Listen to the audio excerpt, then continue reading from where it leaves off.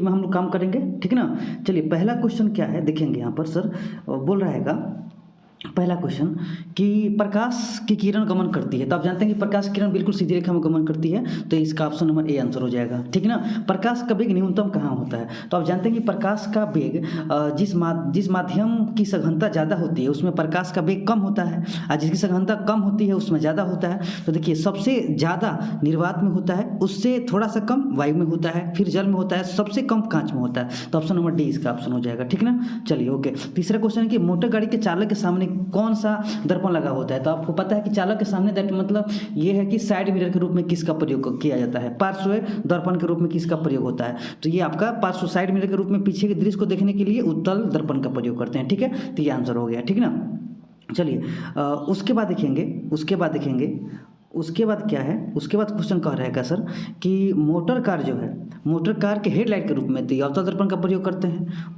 उसी तरह जो है अगला क्वेश्चन, समतल दर्पण द्वारा बना प्रतिबिंब कैसा होता है?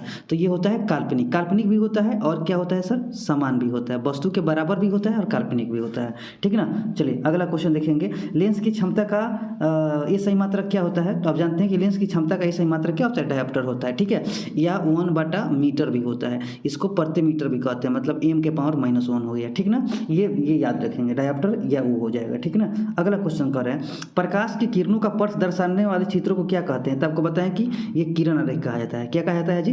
किरण आरेख कहा जाता है, ठीक ना। चलिए अगला क्वेश्चन पूछ रहा है कि 2D क्षमता मतलब 2 डायोप्टर क्षमता वाले लेंस का फोकस अंतर कितना होगा? तो आप जानते हैं कि इसके लिए फोकस जो है फार्मूला क्या होता है? P = 1/f होगा, ठीक ना। अब देखिए आपका 2D दिया है, तो मतलब 2 दिया है और 1/f, अब f यहाँ आ जाएगा तो हो जाएगा 1/2, चूँकि मीटर में होता है इसीलिए यहाँ पर हम 100 से गुना करेंगे तो कितना हो जाएगा 50, तो ये 50 सेंटीमीटर। तो देखेंगे इसका आंसर कितना हो जाएगा सर, यहाँ 50 सेंटीमीटर कहाँ है, 50 सेंटीमीटर यहाँ पर, ये आपका ये आंसर हो जाएगा, मतलब ये डी ऑप्शन हो जाएगा, ठीक है ना। अगला क्वेश्चन देखेंगे कि किसी उत्तल लेंस का फोकस जो है 50 सेंटीमीटर है तो उसकी क्षमता क्या होगी? तो अभी बताया आपको कि P बराबर क्या होता है? 1/f होता है, ठीक ना। अब देखिए तो 1 कितना हो गया, ये कितना हो गया आपका 50 है, लेकिन ये कह रहा है कि मीटर में हमेशा व्यक्त करते हैं, तो ऊपर 100 लिख देंगे क्योंकि मीटर में बदलने के लिए, तो कितना हो जाएगा 2 डायोप्टर हो जाएगा। तो इसका आंसर आ जाएगा 2D, जो भी है यहाँ पर 2D कहाँ लिखेंगे सर, ये 2D हो गया, मतलब +2D, ओके, ठीक है। चलिए अगला सवाल क्या है, अगला सवाल बोल रहा है कि प्रकाश की किरणों के समूह को क्या कहते हैं? तो किरण पुंज कहा जाता है, ऑप्शन नंबर बी हो गया। उत्तल लेंस की क्षमता क्या होती है? तो ये आपको धनात्मक होती है, अवतल लेंस की ऋणात्मक होती है। अवतल लेंस की क्षमता क्या होती है? ऋणात्मक होती है। उत्तल लेंस को कहते हैं, अब बताइए, अभिसारी लेंस कहते हैं, ठीक ना। उत्तल लेंस को कौन सा लेंस कहते हैं? अभिसारी लेंस कहते हैं।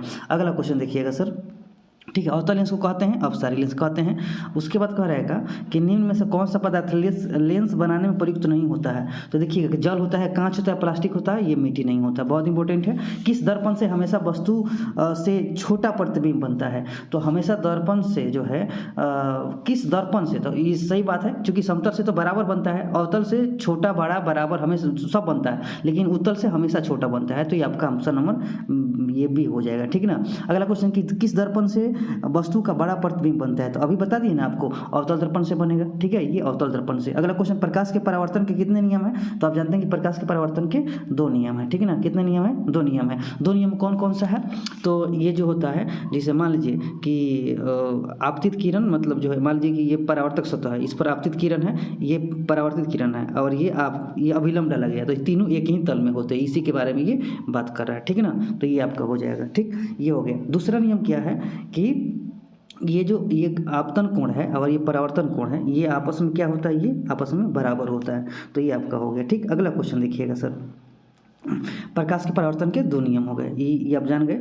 अब आगे क्वेश्चन क्या रहेगा, यहाँ पर आएंगे 19 नंबर क्वेश्चन पर ध्यान देंगे कि जब प्रकाश की किरण हवा से कांच में प्रवेश करती है, देखिए मतलब आपको विरल से सघन में जा रही है तो कहाँ मुड़ेगी, ध्यान दीजिएगा। तो अभिलंब के निकट आएगी ना सर, अभिलंब के निकट आएगी। जब देखिए, जब विरल से जब विरल से सघन में जाएगी तो अभिलंब के निकट आती है, ठीक है, नज़दीक जाती है। लेकिन जब उल्टा हो जाएगा, सघन से अगर विरल में जाएगी, ठीक है, तो ये दूर भागती है। कहाँ भागती है सर? दूर भागती है, ठीक ना।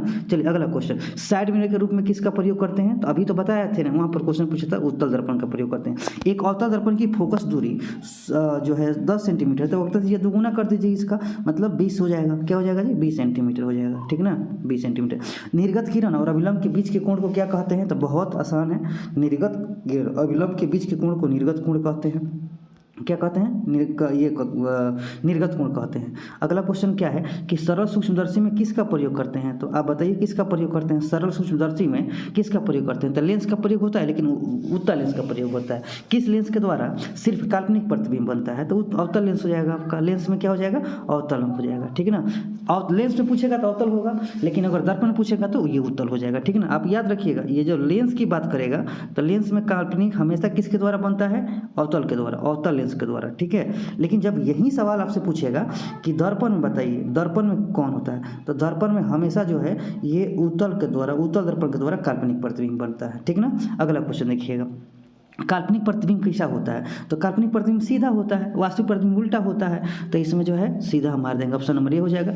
लेंस के मुख्य फोकस की संख्या कितनी होती है? तो आप बताइए 2 होती है, मतलब f1 और f2, ठीक ना। चलिए अगला क्वेश्चन देखेंगे, सर्च लाइट का परावर्तक सतह क्या होता है? बताइए। सर्च लाइट के रूप में हम अवतल दर्पण का प्रयोग करते हैं, दाढ़ी बनाने में भी अवतल दर्पण का प्रयोग करते हैं। अगला क्वेश्चन है कि एक उत्तल लेंस की क्षमता 1 डायऑप्टर है, तो लेंस की फोकस दूरी ज्ञात करिए। तो बहुत आसान है, प्लस है, तो सबसे पहले प्लस होगा तो उसकी जो है लेंस की फोकस दूरी प्लस में होगी, तो ये माइनस में है, कैंसिल हो गया, ये माइनस में कैंसिल हो गया, ठीक है। तो ये 100 होगा तब ना, 100 बांटा अंदाजी मार सकते हैं, 100 सेंटीमीटर इसका आंसर हो जाएगा, ठीक ना सर। चलिए आगे देखेंगे, क्वेश्चन का है क्या कि किसी गोलीय दर्पण और किसी पतले गोलीय लेंस दोनों की फोकस दूरियां इतना है। तो दर्पण और लेंस जो है संभवतः है, तो दोनों की माइनस माइनस है, तो आप ध्यान दीजिएगा, तो दोनों माइनस होगा तो दोनों क्या हो जाएगा? उत्तल अवतल हो जाएगा, दोनों अवतल हो जाएगा, बस कहानी खत्म हो गया। प्रकाश के अपवर्तन कितने नियम है? तो 2 नियम है, ठीक है। पहला नियम वही होता है, अपवर्तक सतह पर जो है अपवर्तित किरण, आपतित किरण और अभिलंब जो है 3 विकसित में होते हैं, और एक होता है कि साइन आई बटा साइन आर जो बराबर ये अचर होता है, मतलब म्यू होता है, ठीक है ना। तो ये इसको स्नेल नियम भी कहते हैं, ठीक। अब देखिए कह रहेगा कि किसी माध्यम के अपवर्तनांक का मान कितना होता है? अभी बता दिए साइन आई बटा साइन आर, तो आपका ये आंसर हो जाएगा सर। क्या हो जाएगा? ये आंसर हो जाएगा, ठीक है ना। अगला क्वेश्चन देखिएगा, अगला क्वेश्चन देखा जाए,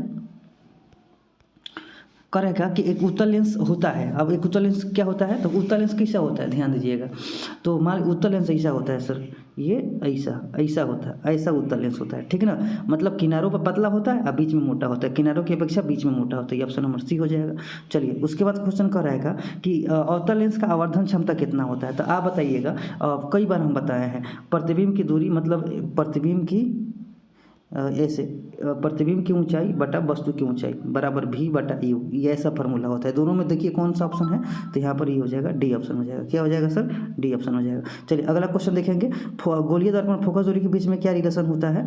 तो r बराबर 2f, ये हो जाएगा, ये मतलब r जो होता है ये 2f, f का दोगुना होता है, या f बराबर r/2 होता है, ठीक ना। ये दोनों सही हो जाएगा। अगला क्वेश्चन देखिएगा, सोलर कुकर में किसका प्रयोग करते हैं? तो सोलर कुकर में अवतल दर्पण का प्रयोग करते हैं। उत्तल लेंस में बना प्रतिबिंब कैसा होता है? तो वास्तविक उल्टा होता है, जो वास्तविक होगा उल्टा होगा, ध्यान देंगे, काल्पनिक होगा सीधा होगा। जब लेंस है कि जब लेंस में जब बीम माने वस्तु f और 2f के बीच में रखा जाता है तो प्रतिबिंब कहाँ कैसा होगा? तो ध्यान दीजिएगा, वास्तविक होगा बड़ा होगा, ठीक ना। कैसा होगा? वास्तविक और बड़ा होगा। 2 वक्रीय पृष्ठों से घिरे माध्यम को क्या कहते हैं? तो बहुत आसान है, ये लेंस कहा जाता है। क्या कहते हैं जी?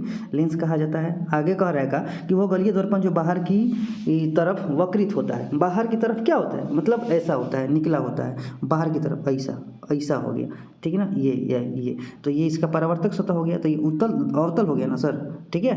उत्तल कैसे होगा?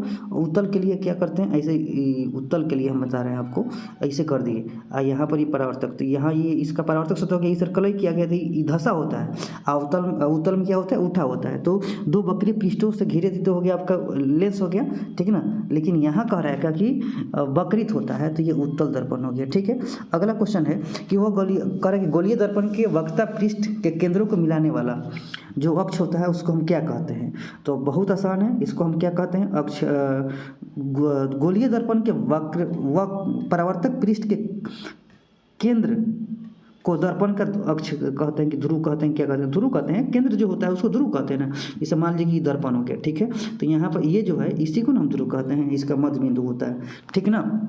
चलिए अगला क्वेश्चन कह रहेगा, आप ध्यान दीजिएगा सर, किसी लेंस द्वारा उत्पन्न आवर्धन का एसआई मात्रक क्या होता है। तो बहुत बार पूछा गया सर, ये इसका कोई मात्रक नहीं होता है। जैसे आवर्धन बराबर क्या होता है, प्रतिबिंब की ऊंचाई बटा बीम की ऊंचाई, तो दोनों का सेम मात्रक होगा, मतलब अगर ये एम में होगा तो ये भी एम में होगा, कट जाएगा तो इसका कोई मात्रक हुआ नहीं, इसलिए इसको हम डायमेंशन लेस कहते हैं। क्या कहते हैं, डायमेंशन लेस बोलते हैं, ठीक है ना।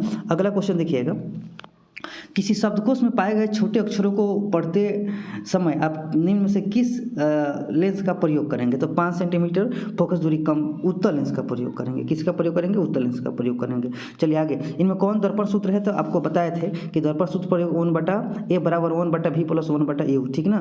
तो इसमें आपका दर्पण सूत्र ये हो जाएगा, माइनस में होगा तो लेंस सूत्र हो जाएगा, ठीक ना। इसका मतलब जो है इसमें नहीं, लेंस सूत्र नहीं है। आगे देखेंगे, अगला क्वेश्चन है कि गोलीय दर्पण का वक्रता केंद्र को किस अक्ष से निरूपित किया जाता है। वक्रता केंद्र को जो है किस अक्ष, वक्रता केंद्र सी से डिनोट करते हैं। ये तो आसान है ना। निर्वात में प्रकाश की चाल कितनी होती है, तो बहुत आसान है सर, आप अभी जानते ही हैं। निर्वात में प्रकाश की चाल 3×10⁸ मीटर पर सेकेंड, ठीक है। मीटर अगर किलोमीटर में देगा तो कितना हो जाएगा, 3×10⁵ किलोमीटर पर सेकेंड हो जाएगा, ठीक है ना, याद रखना है। अगला क्वेश्चन कह रहेगा कि दंत विशेषज्ञ मरीजों को दांतों का प्रतिबिंब देखने के लिए किस दर्पण का प्रयोग करते हैं। तो आप जानते हैं अवतल दर्पण का, अवतल दर्पण का बहुत प्रयोग हो गया। एक तो दंत चिकित्सक करते हैं, फिर सर्च लाइट के रूप में होता है, फिर से हेडलाइट के रूप में होता है, फिर सेविंग मिरर के रूप में होता है, ये सब इसका यूज है। पतले लेंस की आवर्धन क्षमता क्या होती है सर, तो पतले लेंस की आवर्धन क्षमता जो होती है, जितना पतला होगा उसकी आवर्धन क्षमता कम होती है, ठीक है। चलिए, मोटे लेंस की आवर्धन क्षमता अधिक होती है, एकदम राइट है, क्या होगी जी, अधिक होगी, तो ये आंसर हो गया। अगला क्वेश्चन का रहेगा कि अवतल दर्पण के ध्रुव और मुख्य फोकस के बीच रखे गए प्रतिबिंब की प्रकृति कैसे होगी। तो ये आभासी और सीधी होगी, ठीक है। क्या होगी, आभासी सीधी। उत्तल लेंस का प्रकाशीय केंद्र, उत्तल लेंस का प्रकाशीय केंद्र और मुख्य फोकस के बीच रखे गए प्रतिबिंब की प्रकृति कैसे होगी, तो ये आभासी और सीधी होगी। सेम कंडीशन है। अवतल दर्पण के मुख्य फोकस पर रखे गए प्रतिबिंब की स्थिति क्या होगी, तो वास्तविक होगी, लेकिन अनंत पर बनेगा वस्तु। कहाँ बनेगा, प्रतिबिंब अनंत पर बनेगा। अगला क्वेश्चन है, देखिएगा, अगला क्वेश्चन कह रहेगा कि उत्तल लेंस के मुख्य फोकस पर रखे गए प्रतिबिंब की स्थिति कहाँ होगी। तो ये भी जब फोकस की बात करेगा तो अनंत पर होगा, जब अनंत की बात करेगा तब फोकस का होगा आंसर, याद रखेंगे। जब फोकस की बात करेगा, यहाँ पर हम बताते हैं आपको, जब फोकस की बात करेगा सर आपको, जब फोकस की बात करेगा तो आंसर अनंत पर होगा, ठीक है। और जब वस्तु अनंत पर रखी जाएगी तो उसका प्रतिबिंब कहाँ बनेगा, फोकस पर बनेगा, याद रखेंगे, ठीक ना। अगला क्वेश्चन है कि अवतल लेंस के मुख्य फोकस पर रखे गए बीम का प्रतिबिंब कहाँ बनेगा। कह रहा है क्या कि अवतल लेंस के, लेंस पूछ रहा है सर, अवतल लेंस के मुख्य फोकस पर रखे गए प्रतिबिंब की स्थिति कहाँ होगी, ठीक है। तो प्रकाशीय केंद्र और फोकस के बीच होगी। अवतल लेंस के सामने अनंत पर रखे गए वस्तु का प्रतिबिंब कहाँ बनेगा, तो देख लीजिए फोकस पर, अब वो जैसे ऊपर बताए थे हम, फोकस पर बनेगा। अवतल दर्पण के सामने अनंत पर रखे गए वस्तु की प्रतिबिंब जो है कहाँ बनेगी, तो आपको बता दिए कहाँ, फोकस पर। ये एकदम ईजी क्वेश्चन है सर, फोकस पर। अवतल दर्पण के सामने अनंत पर रखे गए वस्तु का प्रतिबिंब कहाँ बनेगा, तो ये भी फोकस पर हो जाएगा। अनंत है तो फोकस पर बनेगा, ठीक है ना। अगला क्वेश्चन देख लेंगे। अगला क्वेश्चन कह रहेगा कि लेंस के प्रकाशीय केंद्र से गुजरने वाली प्रकाश किरणों के अपवर्तन के पश्चात क्या होता है, ठीक है ना। तो 7 रंगों में विभक्त हो जाता है। ये तो लेंस का ही कैरेक्टर होता है जिसको अब 7 रंगों में बढ़ता है, जिसे हम प्रकाश का वर्ण विक्षेपण कहते हैं, ठीक है। मुख्य फोकस से गुजरने वाली प्रकाश किरण उत्तल लेंस में अपवर्तन के पश्चात क्या होता है, तो निर्गत मुख्य अक्ष के समांतर निर्गत हो जाती है, ठीक है ना। चलिए, मुख्य अक्ष के समांतर आने वाली कोई प्रकाश किरण अवतल लेंस से अपवर्तन के पश्चात क्या होती है, निर्गत किरण के मुख्य अक्ष के समांतर हो जाती है, ठीक है।